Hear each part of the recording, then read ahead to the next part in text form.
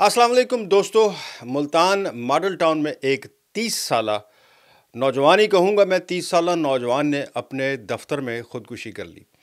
अब इसको ख़ुदकुशी क्यों कहा जा रहा है, यानी मान क्यों लिया गया है, मैं वो भी आपको बता देता हूँ। और जो वजह बताई जा रही है ख़ुदकुशी की, वो भी सोशल मीडिया के पैदा करदा नज़र आ रही है। चूँकि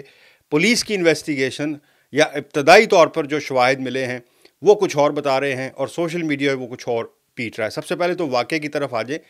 कि ये रियल एस्टेट यानी प्रॉपर्टी के बिज़नेस के साथ ये लड़का 30 साल का लड़का वकास रज़ा ये प्रॉपर्टी का बिज़नेस करता था और अपने ऑफिस में ही बैठा हुआ था। बता रहे हैं कि इसने अपने व्हाट्सएप ग्रुप के अंदर एक मैसेज भेजा कि जनाब,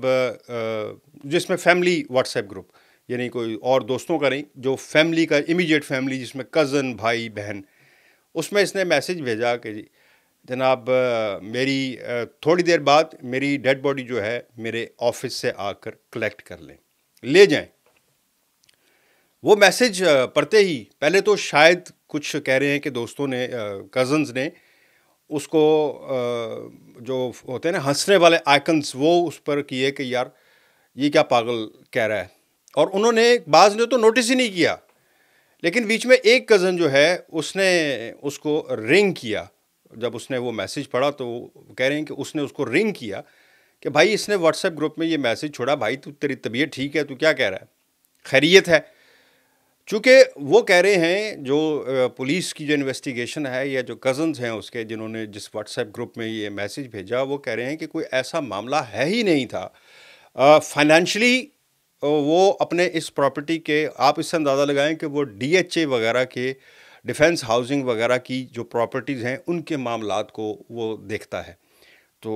ज़ाहिर है उसके फाइनेंशियल मामलात जो हैं वो बहुत अच्छे ही होंगे, इसीलिए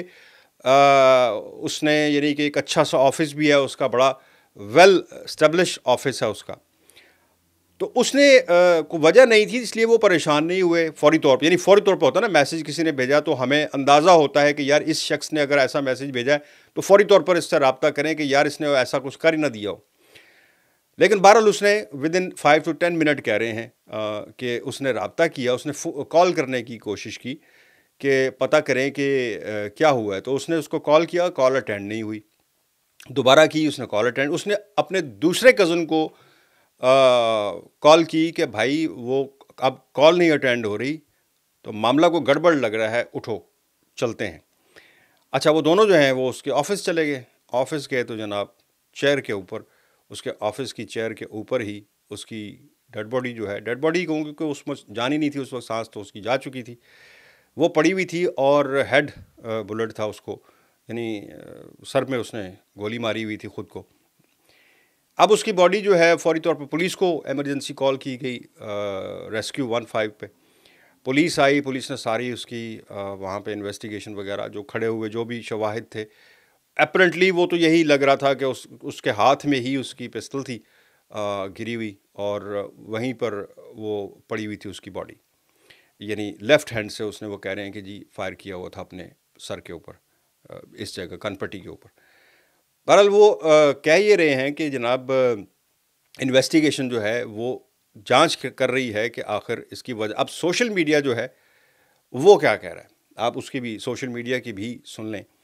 सोशल मीडिया ये कह रहा है कि जी इसकी अपनी बीवी के साथ जो है कोई अनबन थी और बीवी इससे खुश नहीं थी, या ये बीवी से खुश नहीं था। लेकिन बहरहाल अगर बीवी ने, क्योंकि सोशल मीडिया ये कह रहा है, और मैंने इतने वीलॉग देखे हैं, अल्लाह माफ़ करे, इतना बड़ा सानिया है, 30 साल का एक खाता पीता बच्चा, और ख़ूबसूरत, इंतहाई खूबसूरत लड़का था। उसकी बीवी ने डिवोर्स फाइल कर दी थी कोर्ट में, जिसकी वजह से वो दिल बर्दाश्ता हो गया और उसने ख़ुदकुशी कर ली। और इस बात का ना पुलिस को पता है, ना उसके कज़नों ने किसी जगह ये ज़िक्र किया है, यहाँ तक कि उसकी पूरी एफआईआर या पूरे उस केस में अभी तक ये बात कहीं पर रजिस्टर ही नहीं, लिखी हुई नहीं है कि उसकी बीवी कौन थी, या उसकी बीवी कहाँ थी, या उसकी बीवी उससे नाराज़ थी, यानी किसी जगह पे इस बात का ज़िक्र ही नहीं है कि वो शादीशुदा भी था या नहीं था। मैं ये नहीं कह रहा कि वो नहीं था शादीशुदा, لیکن کوئی ذکر نہیں، یعنی اس معاملے کا اس سے کوئی ذکر نہیں تھا۔ اور سوشل میڈیا پہ اس وقت الحمدللہ اتنی کامیابی سے یہ بیچا جا رہا ہے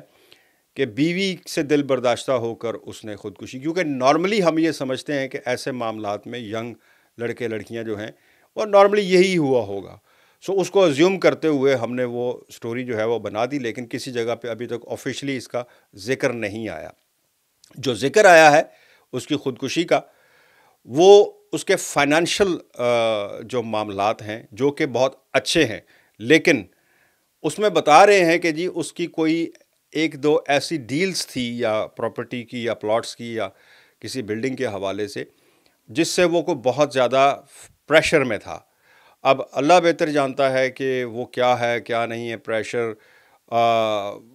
پولیس انویسٹیگیٹ کر کے وہ سامنے لائے گی بھی سچ یا نہیں لائے گی، یا دب جائے گا سچ، کیا ہوگا کیا نہیں۔ چونکہ خودکشی کے جو معاملات ہوتے ہیں جب وہ پروف ہو جائے کہ یہ ہی خودکشی ہی ہے، تو پھر اس کی آگے انویسٹیگیشن جو ہوتی ہے نا، وہ پولیس کے پاس اتنا ٹائم بھی نہیں ہوتا اور نہ اتنے ان کے پاس اختیارات اور وہ چیزیں ہیں کہ وہ آگے اس کو انویسٹیگیٹ کر، جب ان کو پتہ چل جائے کہ یہ۔ لیکن اس بات کو میرا خیال ہے کہ انویسٹیگیٹ، پتہ نہیں اب آپ لوگوں کا اس میں کیا کہنا، لیکن میرا یہ ذاتی طور پر خیال یہ ہے کہ اب پولیس کو یہ ضرور چیک کرنا چاہیے کہ کیا واقعی جو اس کے واٹس ایپ سے جو میسیج ہوا، کیونکہ اسی کو بنیاد بنا کر پولیس نے اور سب نے یہ رائے قائم کر لی کہ اس نے